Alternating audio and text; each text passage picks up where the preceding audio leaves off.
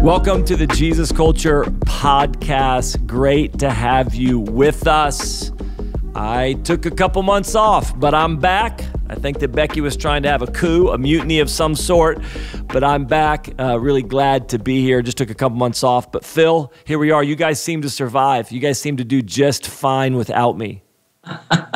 Yeah, no, man, listen, we did our best, but Becky got a little out of control. We had to shut it down, and we're getting the shit back on track. No, Becky's so amazing.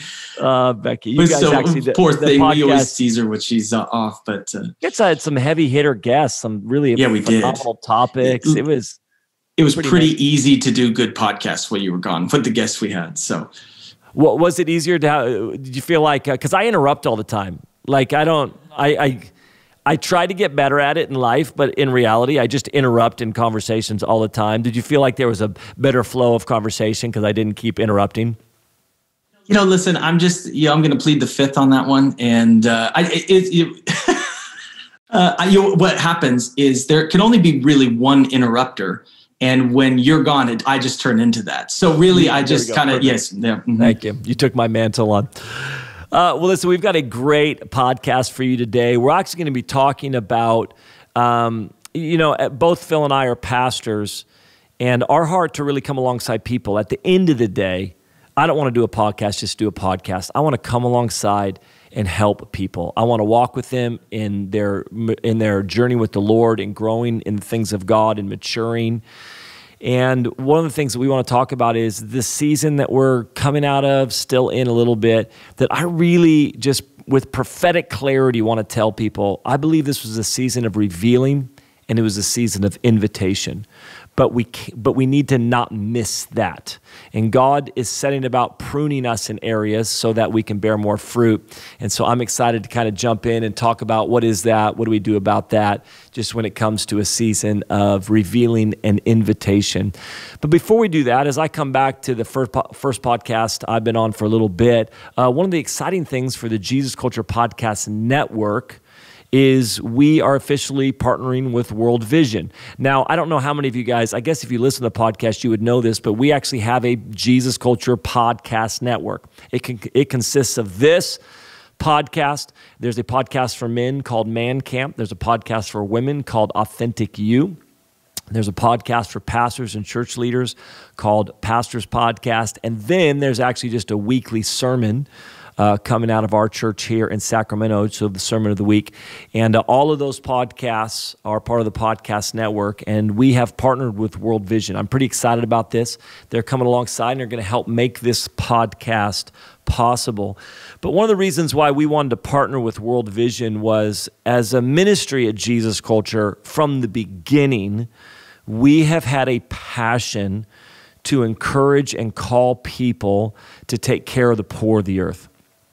And I have a deep core value that in your financial life as a believer, you should obviously have the tithe, but you should also be giving to missions, and you should be giving to the poor of the earth, and in particular, orphans and children that are under-resourced around the world, that are living in poverty, that don't have access to the things that they need.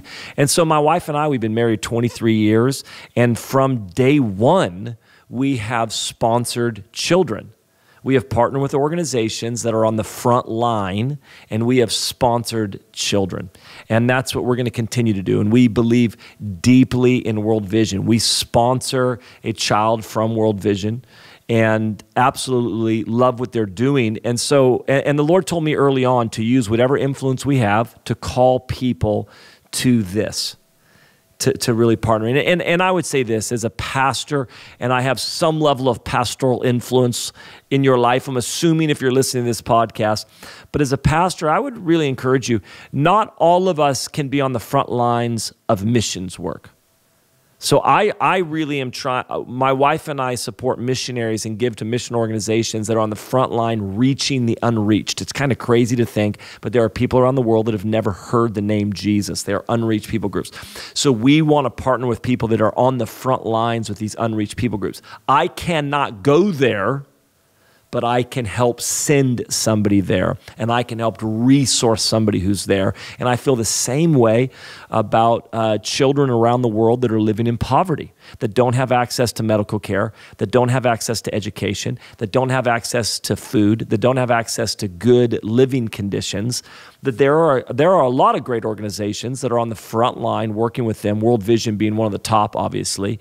And I just feel that, man, I may not be able to be there providing the resources for these children, but I am going to be partnering with organizations that are doing that. And the most practical way is to sponsor a kid. And we talked early on at all of our conferences, we're like, we can't call a generation to change the world and not say, but let's start right now in practical ways by actually financially sponsoring children. So the Jesus Culture Podcast Network is officially partnering with World Vision, and there's a program you're going to hear about, incredible what they're doing with this program called Chosen that we'll let you know about. But we're excited, Phil. Phil, I don't know what this means, but Jesus Culture Podcast Network officially has a partner. Does that make us legit? Does that make us like official? We're an official podcast now. I'm pretty sure it's Joe Rogan and then us, and that's kind of shaping the world, right? No, totally. That's what I feel that in my heart of hearts. In my heart of hearts, I feel that. We're excited to let you know more about that. And across all the podcasts, you're going to be hearing a little bit more about World Vision.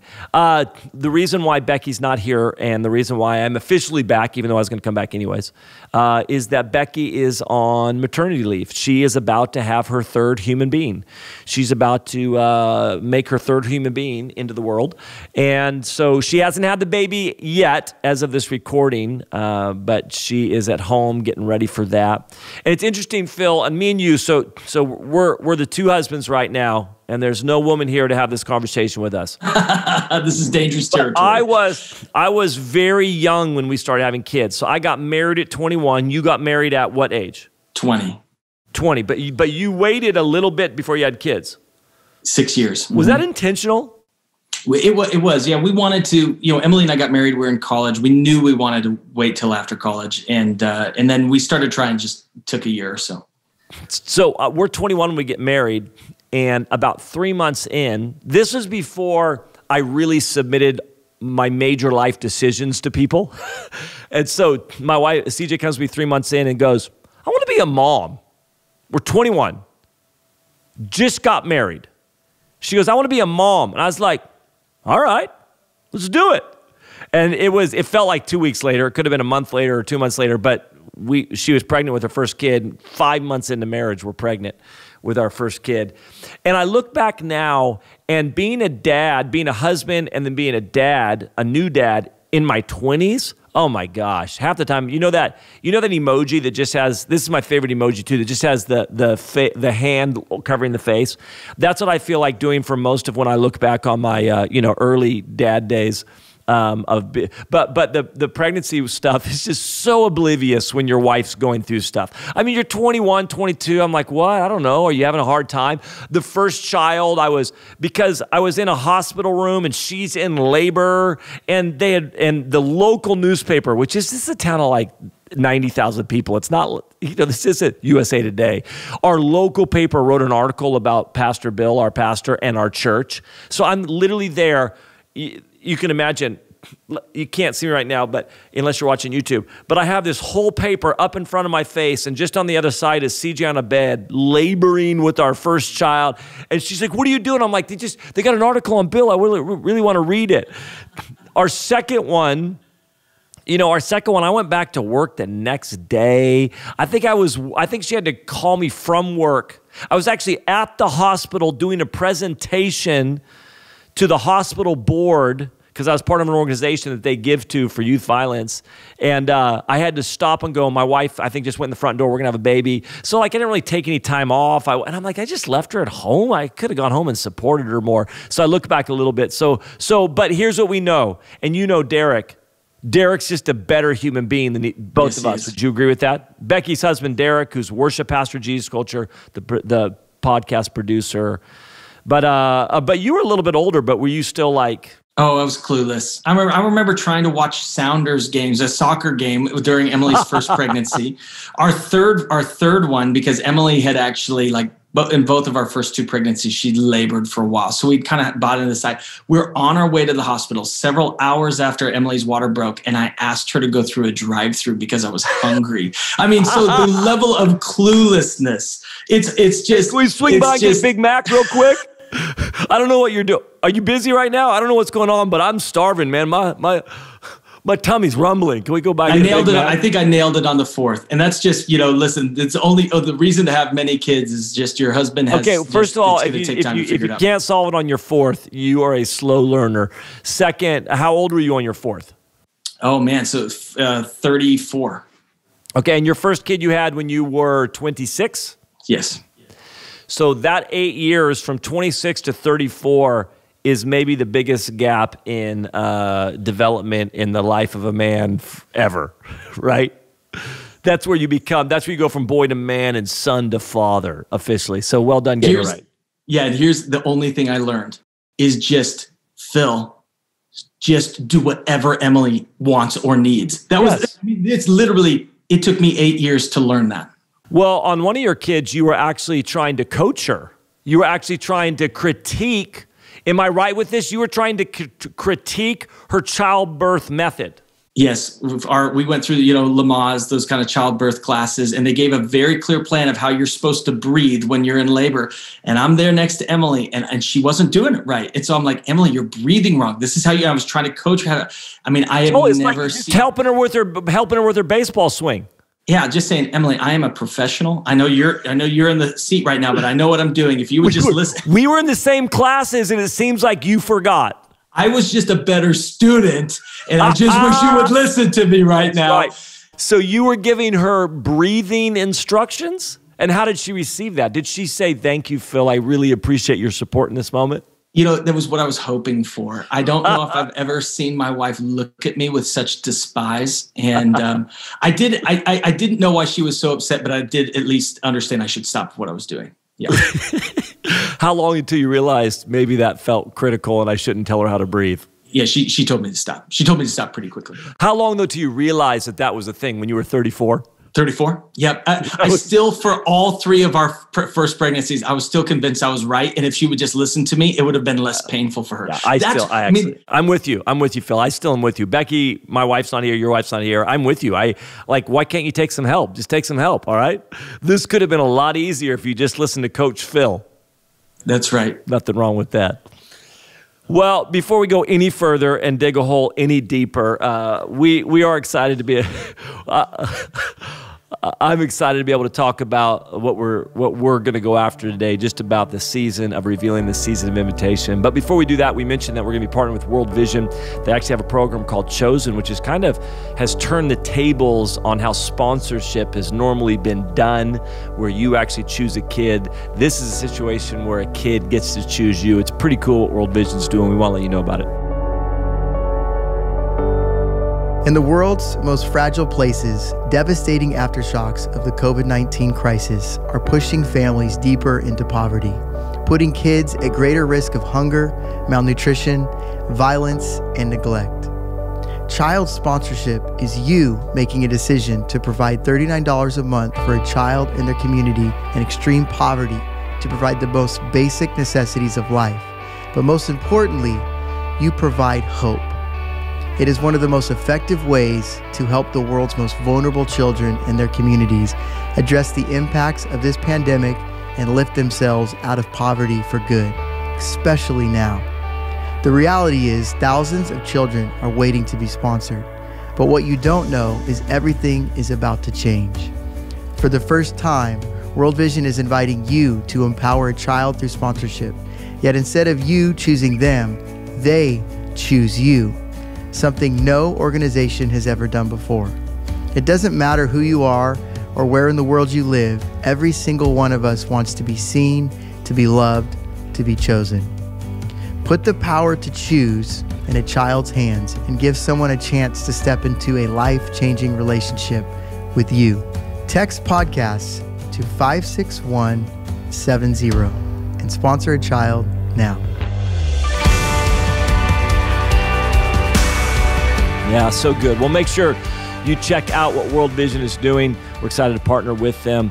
Phil, you're a pastor. A dad, a friend. You're walking with people. This is what we do. This is what we've been called to do. I want to have a conversation about what it is that maybe God revealed in you and what it is that God revealed in people that you're walking with. I think at the beginning I realized, or halfway through this kind of COVID time and just all that happened. It wasn't just COVID, it was social unrest, it was injustice happening, it was division around those lines, it was the election for those that live in America. And it was just this, it just felt like a massive season of revealing. Yeah. It was almost like the Lord just kind of pulled back the curtains, or at some level, I think it showed root systems. It just kind of dug down a little bit and showed us where our root systems are. And I think it's important that we don't miss moments.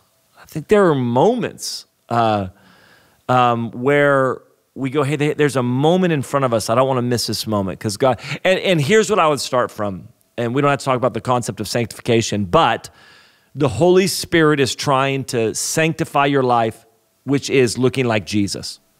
So the Holy Spirit's been given to you to grow you, to renew you day in, day out, to look more like Jesus. That's why the fruit of the Spirit, if you want to know if you look like Jesus, is the fruit of the Spirit manifesting in your life. And is it manifesting at a greater level than it was last year, then you're progressing to look like Jesus. And I think that this season, both in, unintentionally for so many people, it was just a revealing of what's going on in our root system.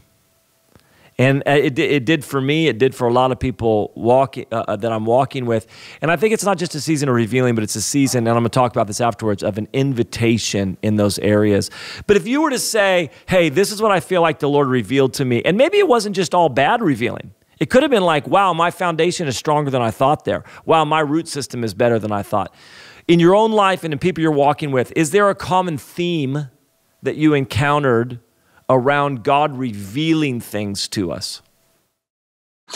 Yeah, well, and I think, even on a principle level, what sometimes we forget about pain is the gift of pain is it always reveals what you trust. Right? Like ultimately that's what pain does. You default towards the very things you trust. And so when you walk in a season like 2020, it was pain in all these different capacities and all these different ways. But it was an invitation into pain, the pain of loneliness, the pain of injustice, the pain of politics, the pain of division, pain of all of it. And what it does is I think it really showed people what they trust. And I do think there is a beauty in that because it probably revealed some beautiful things. I think there's a lot of pain in that because I think it revealed a lot of what we don't trust God in.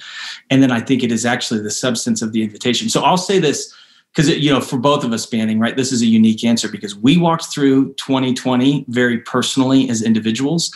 And then we walked through 2020 very communally as pastors. And then both of those things actually inform each other in our lives. Like I can't talk about my individual life and not tell you about my pastoral life. And I can't tell you about my pastoral life and not have it be informed by my individual life. Yeah, and so it's like distinct realities that also are very connected to each other. But I would say the two things that got revealed to me were first that we have allowed more fear into our foundation than we want to realize. And I learned that first and foremost in myself.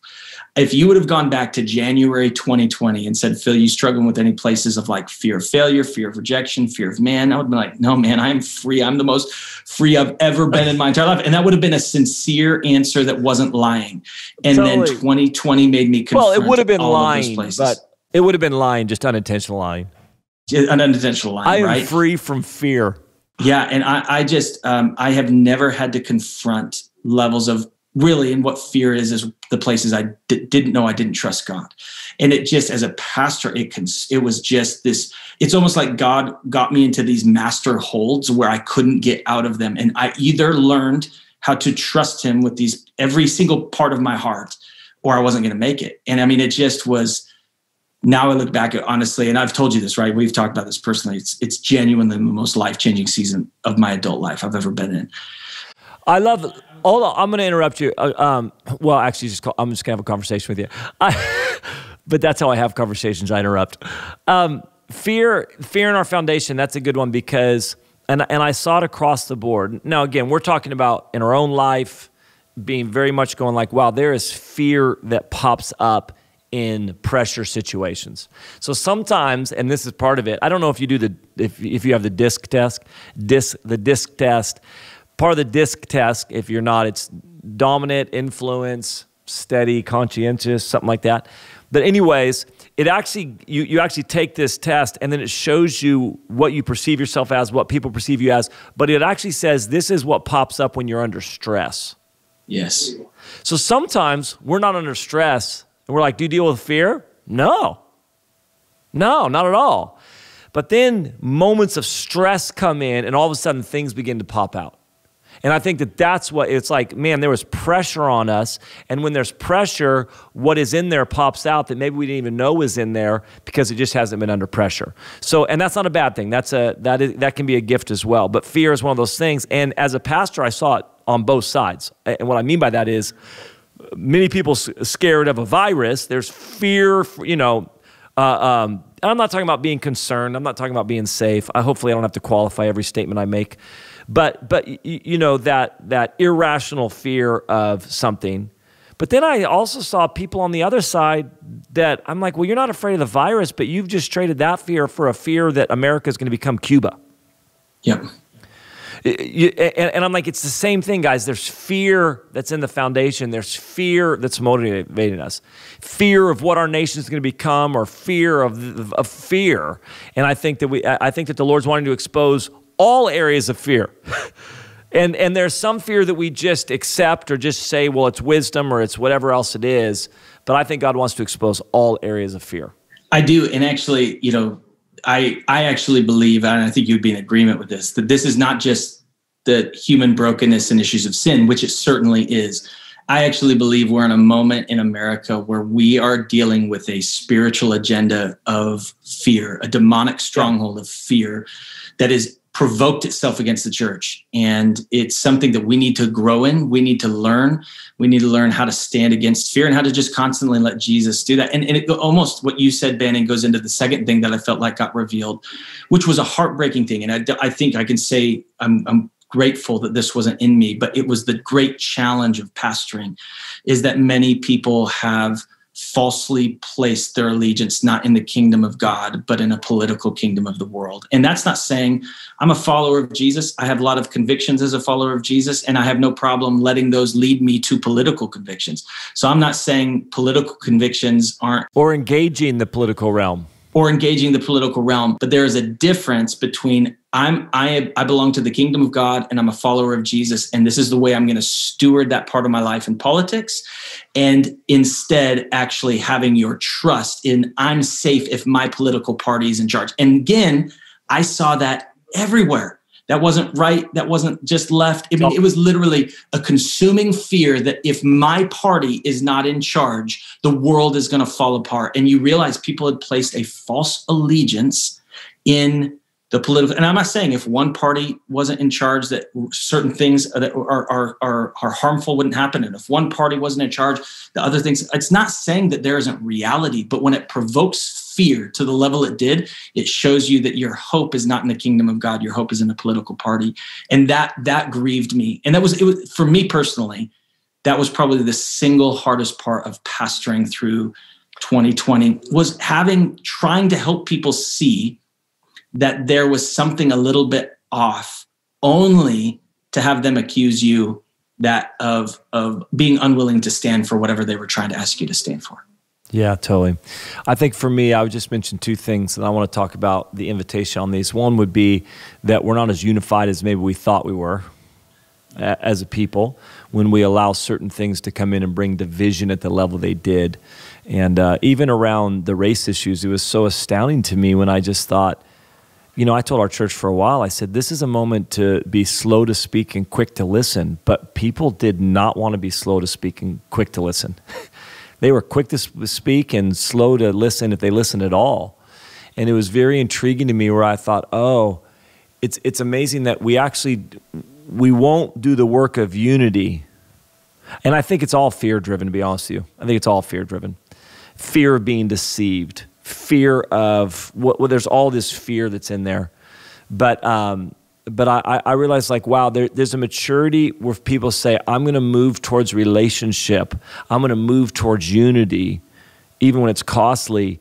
But that requires that I listen. That requires that I don't speak right away. And man, people just could not people, it's such a general statement, but a lot of people, I thought, man, it's really fascinating how is this a controversial statement?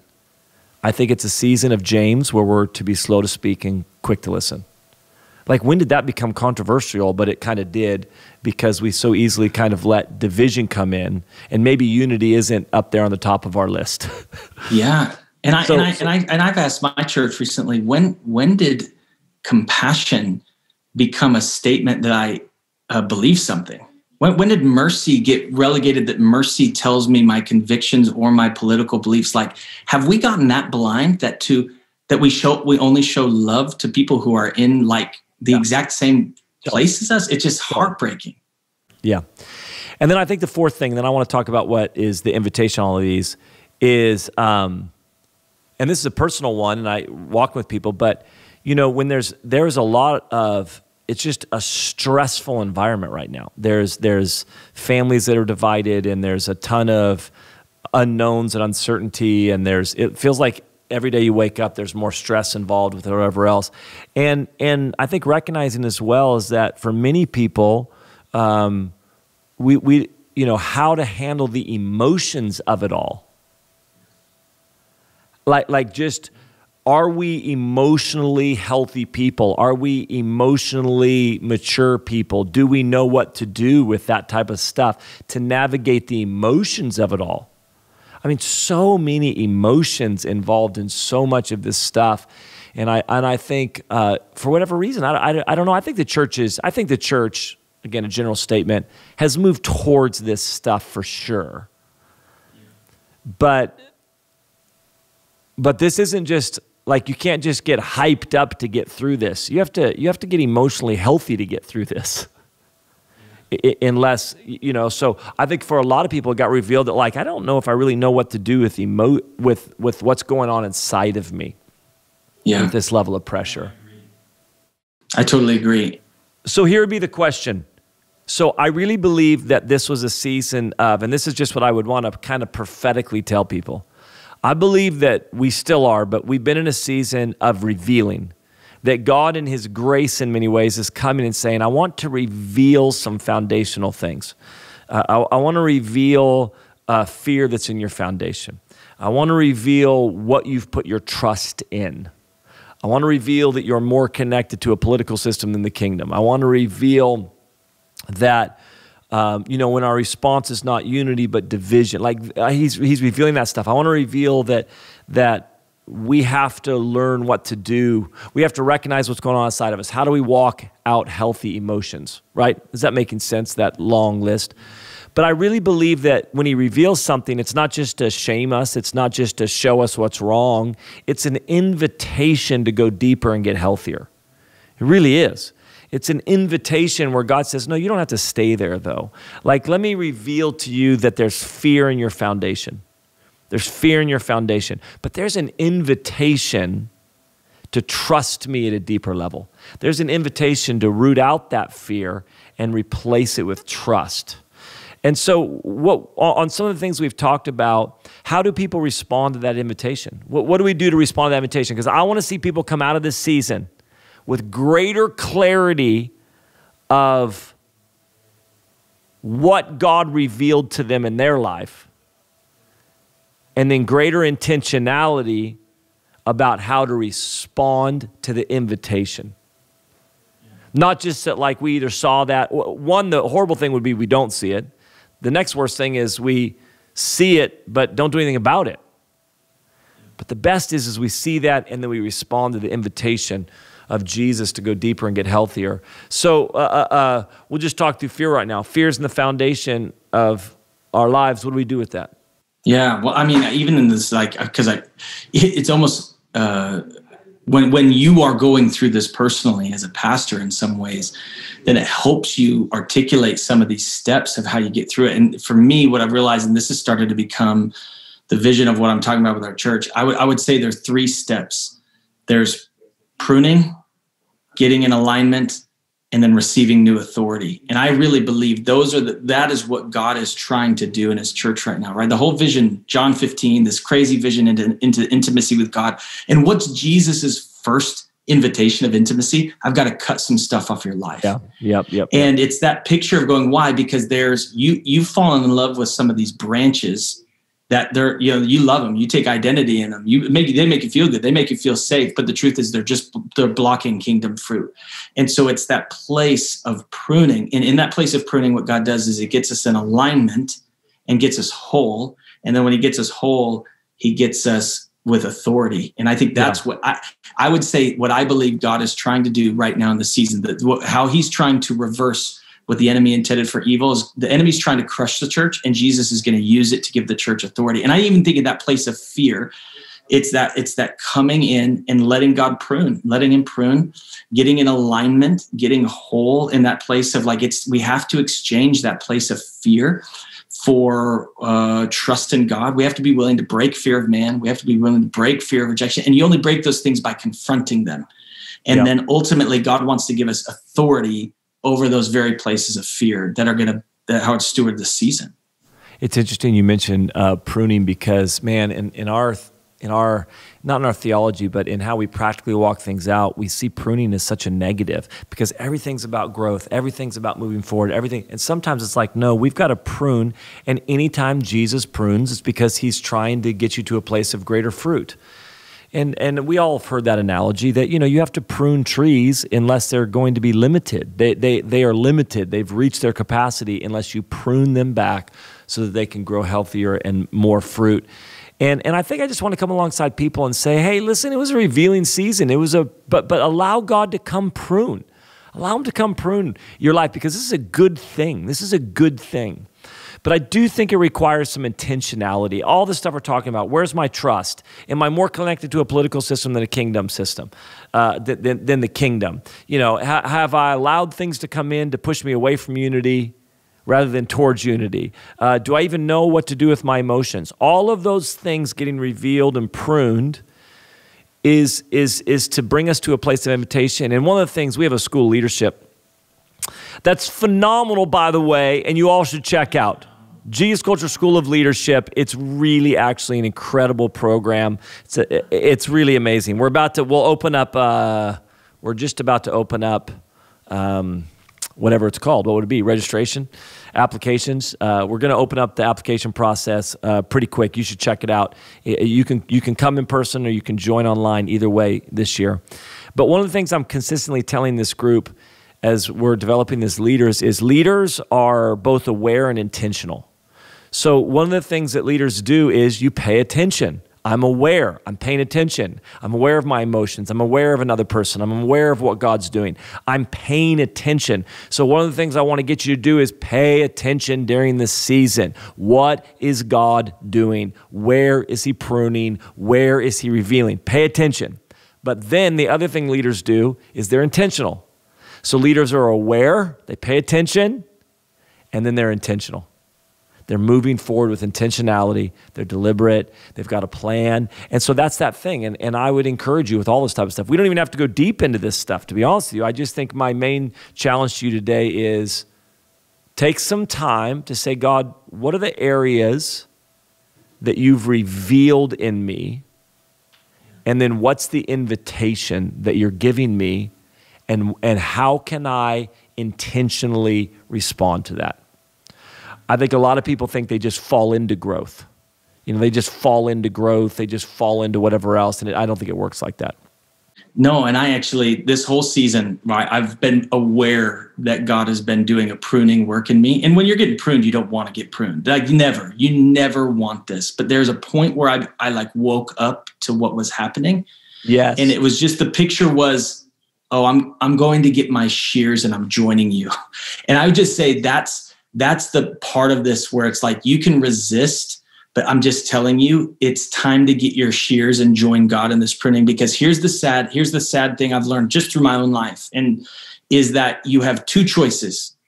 You can try to be comfortable, or you can have authority. You can't have both. You cannot have both. And God is trying to give you something better than comfort. He's trying to give you authority, but that authority is going to require you stepping into the invitation and letting God do this work in your life. And listen, as men in you're not in your 40s yet, as middle-aged men. Getting close.